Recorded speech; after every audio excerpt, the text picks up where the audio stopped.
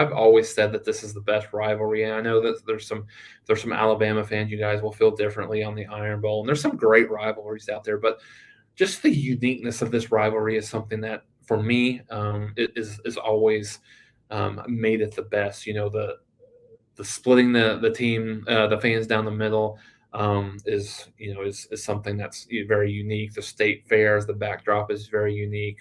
And then just obviously the neutral site is unique as well. But there's so many things about this game that make it incredibly unique. And I think, yeah, obviously a lot of us here are jaded for that, but yeah, I definitely feel like this is the best rivalry in college football. So I'll just take a break here. I'm glad you guys are bringing it. We've got like 140 people live on the chat here, so happy to be here.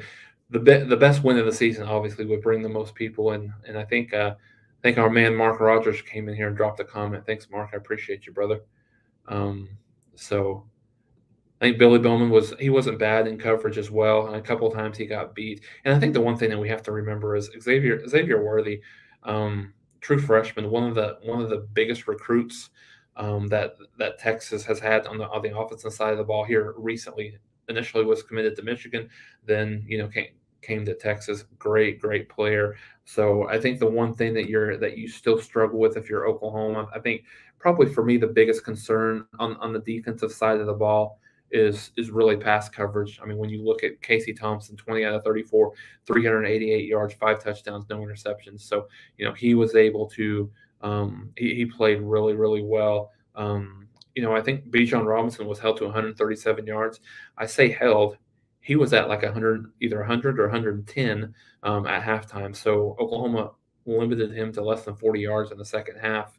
But Xavier Worthy, 9 catches, 261 yards, 2 touchdowns. Oklahoma didn't have an answer for him, and they're going to be playing some very good receivers here in the Big 12. He might be one of the best, but Oklahoma has to shore up their secondary a little bit better, in terms of how they play.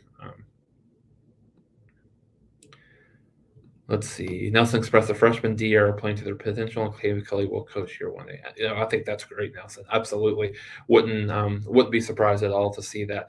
And I think your point is very well taken. The freshman D are playing to their potential. I mentioned mentioned Latrell McCutcheon got beat a couple of times, but at the same time, as a freshman, he's gonna learn from that. He's going to be better, and I think those are some really good, valuable lessons that he'll get. For Jaden Davis, there's no, there's no excuse. He's been in the program for a while, and they just continually went after him over and over and over again. And maybe inserting McCutcheon, you see the bad plays, but maybe you don't see some of the good plays where he was good in coverage. And I think one of the things over the last 2.5 games, I don't see anyone throwing anywhere near DJ Graham's area. So DJ Graham has played really well on one side of the field, and just got to shore that up a little bit on the other side of the field. But I think they'll have the opportunity to get better without a doubt. Yeah, no, I agree with you. I think this is definitely the best ending since Baylor a few years ago, where Oklahoma was down. You guys can correct me. I feel like it was 28-3, maybe 31-3 at one point, and came back and won that game. So yeah, I agree. I think that was been the last time as well. So let's look at some of your comments here. Let's see. Dan Addo, yeah, absolutely agree. He has the it factor. I think he'll be a difference maker, obviously, for this team, not just today, but going forward. I mean, you think about him. You've got 2.5 more years with him at Oklahoma. So I think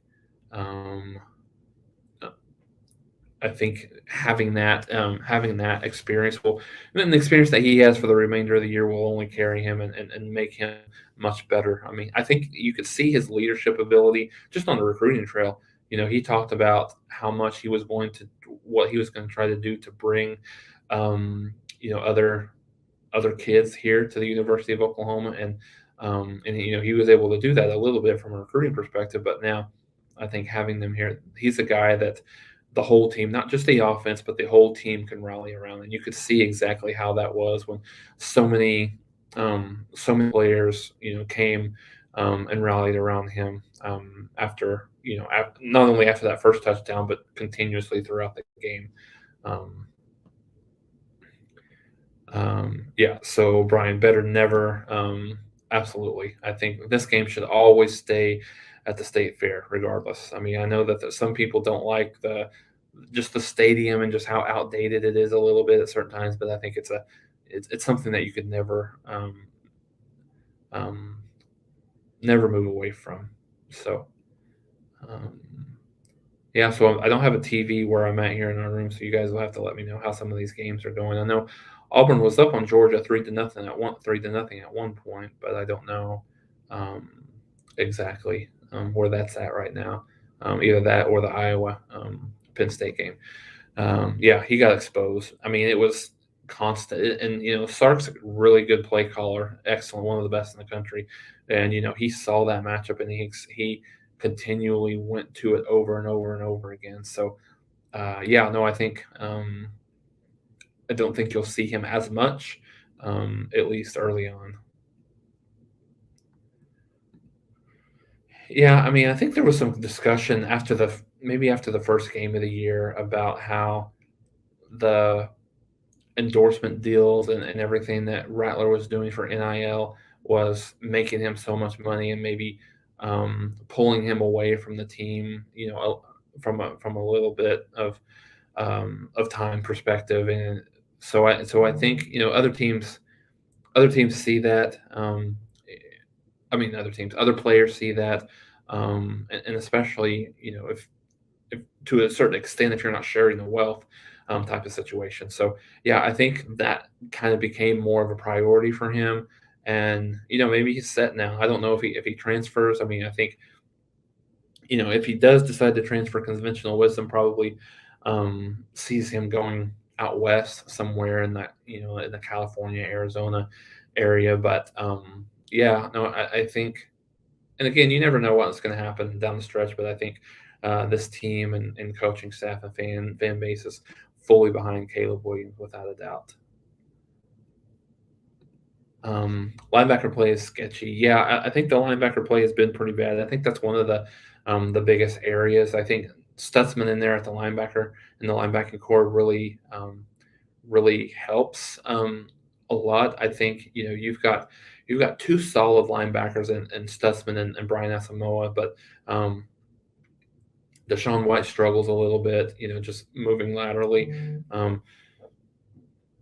I think. And I think you see Shane Witter there at times, who's really struggles as well. So, could our QB situation this year resemble Alabama's when Tua took over for us? I think that's fair. The one thing that I think about, and that's a good comparison, David. The other thing I think about is in his true freshman year, Trevor Lawrence at Clemson. I'm the guy's name's escaping me right now. I got it on the tip of my tongue. Who was the start of the previous year and started the first few games, and then Trevor Lawrence came through, almost midway through the season, and took that job over. I think you'll see a very similar thing here. And the thing about Caleb is, I think he kind of gets notoriety for his legs, but that ball was humming off of his hand today. He was spinning it big time, and I think he's the perfect threat for Lincoln Riley's offense. His offense is really predicated on having a dual threat quarterback and just having that threat. And I think that's one of the things that's going to make this offense so much better. He'll be able to capitalize off of some of the maybe some of the inefficiencies of the offensive line.